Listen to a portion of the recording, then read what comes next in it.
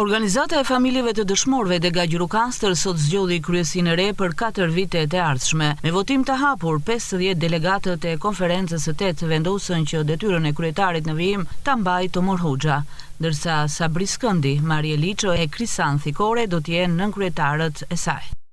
Neve 4 vjetet e para kemi realizuar të gjitha detyrat e angazhuara që kemi patur në programin ton të punës dhe udhëzimet që na ka dhënë organizata kombëtare e dëshmorëve të Atdheut. Njëkohësisht, neve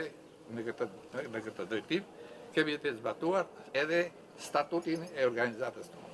të dëshmorëve. Zgjodhëm kryetarët e organizatës, sekretarin e organizatës që u zgjodh përsëri Tomor Hoxha, që jam unë,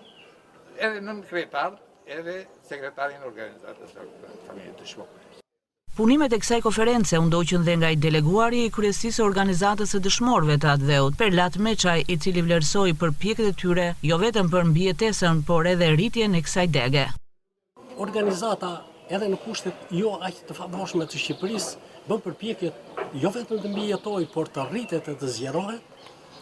të kontaktojë tërë familjet e dëshmorëve, të merret me biografitë e tyre, të merret me librat për to, të merret me veprimtaritë me pushtetin lokal për gjallërimin e monumenteve kudo që janë, që nga bustet, lapidaret, pllakat e deri tek veprimtaritë e tjera, të shtrijë veprimtarin me shkollat, me institucionet e tjera dhe natyrisht duke u përpjekur që të rifreskojë strukturat e saj me pasardhës familje dëshmorëve, por edhe me intelektual që mbështesin këtë kauz të shenjtë të kësaj organizate fisnike. Konferenca e 8 e organizatës së familjeve të dëshmorëve Gjirokastër u çel nën tingujt e himnit të flamurit shqiptar.